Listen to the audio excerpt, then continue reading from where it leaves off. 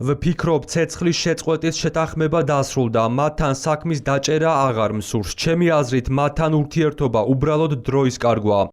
რამდენიმე კვირის წინ ხელმოწერილი დროებითი ურთიერთგაგების მემორანდუმი, რომელიც 60 დღიანი მოლაპარაკებებისა და ცეცხლის შეწყვეტის საფუძველი უნდა გამხდარიყო, პრაქტიკულად ჩაიშალა. ამერიკის შეერთებული შტატები და ირანის შეთანხმების დარღვევაში ერთმანეთს ადანაშაულებენ. შეერთებული შტატების პრეზიდენტმა დონალდ ტრამპმა განმარტა, რომ ირანს ტექნიკური მოლაპარაკებების გაგრძელება სურს, თუმცა ის ამაში აზრს ვეღარ ხედავს. ტრამპის განცხადებით, თუ თეირანი მოქმედებებს არ შეწყვეტს, ვაშინგტონი ახალ სამხედრო ოპერაციებს განახორციელებს. ირანის ხელისუფლება კი აცხადებს, რომ სწორედ ამერიკის შეერთებულმა შტატებმა დაარღვია შეთანხმება და ამერიკულმა ავიაიერიშებმა დიპლომატიური პროცესი ჩიხში შეიყვანა. ძალიან მძიმედ დავარტყით ირანს, ვიტყოდი 20 ჯერ ძლიერად დავარტყით. ეს საპასუხო ნაბიჯი იყო. სინამდვილეში მათ 3 გემს დაარტყეს, არა 2-ს. როცა ისინი გვარტყამენ, ჩვენ უფრო ძლიერად პასუხობთ. ცოტა ხნის წინ დამირეკეს, ძალიან სურთ შეთანხმების დადება. უბრალოდ არ ვიცი, ღირსები არიან თუ არა შეთანხმების. არ ვიცი, პატივსცემენ თუ არა შეთანხმებას. პრობლემა სწორედ ეს არის. ბევრი რამ ირანზეა დამოკიდებული. ნატოს ქვეყნებს ახლა უნდა დახმარება, მაგრამ ეს ცოტა გვიანია.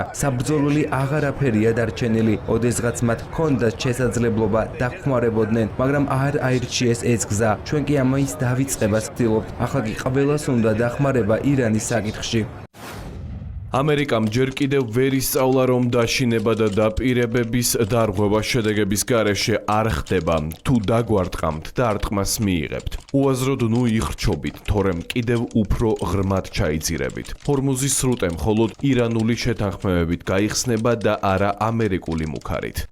სამხედრო მოქმედებები განსაკუთრებით გამწვავდა მაშინ, როდესაც ამერიკის შეერთებულმა შტატებმა აიათოლა ალი ხამენეის დაკრძალვამდე რამდენიმე საათით ადრე ქალაქ მეშჰედში მიმავალი ხიდები დაბომბა. ამერიკულმა ძალებმა იერიშები მიიტანეს ირანის სამხედრო ობიექტებსა და ჰორმუზის სრუტესთან მდებარე სამიზნეებზეც. ოფიციალური ვაშინგტონის განცხადებით, ოპერაციის მიზანი ირანის შესაძლებლობების შემცირება და საერთაშორისო ნაოსნობის უსაფრთხოების დაცვაა. საპასუხოდ ირანმა სარაკეტო და უპილოტო საფრენი აპარატებით დაარტყა ამერიკულ სამხედრო ობიექტებს ბაჰრეინსა და ქუვეითში. რეგიონში დაზიანდა სამხედრო ინფრასტრუქტურა, ხოლო ჰორმუზის სრუტეში რამდენიმე კომერციულმა ტანკერმა უსაფრთხოების რისკების გამო მარშრუტი შეცვალა.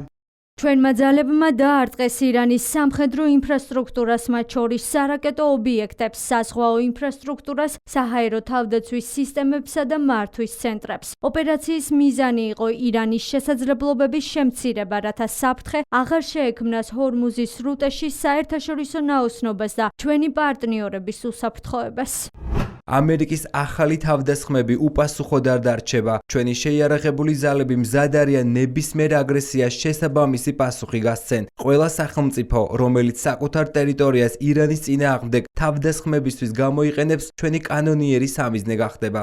დიპლომატიური ძალისხმევა ამ დრომდე შედეგს ვერ იძლევა. დროებით შეთანხმების მთავარი შუამავლები კატარი და პაკისტანი მხარეებს სამხედრო მოქმედებების დაუყოვნებლივ შეწყვეტისკენ მოუწოდებენ. მათი განცხადებით, ცეცხლის შეწყვეტის შეთანხმების ჩავარდნა ახლო აღმოსავლეთში კიდევ უფრო ფართო მასშტაბიანი კრიზისის საფრთხეს ქმნის. ევროპელი ლიდერები და ნატოს წევრი სახელმწიფოებიც აცხადებენ, რომ კონფლიქტის სამხედრო გზით გადაწყვეტა რეგიონულ სტაბილურობას სერიოზულ საფრთხეს შეუქმნის. მათი შეფასებით, მიუხედავად სამხედრო ესკალაციისა, დიპლომატიური არხები კვლავ ღია უნდა დარჩეს, რადგან მოლაპარაკებების საბოლოოდ ჩაშლამ შესაძლოა ენერგეტიკული უსაფრთხოებისა და საერთაშორისო ვაჭრობის ახალი კრიზისი გამოიწვიოს.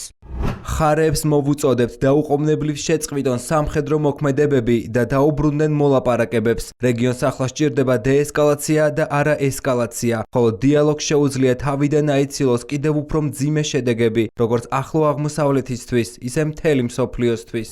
ღრმად შეშფოთებული ვარ სამხედრო ესკალაციით. ყველა მხარეს მოვუწოდებ მაქსიმალური თავშეკავებისკენ. ძალის გამოყენება ვერ იქნება ამ კრიზისის გამოსავალი. დიპლომატია ერთადერთი გზაა, რომელიც რეგიონს კიდევ უფრო ფართო ომისგან დაიცავს.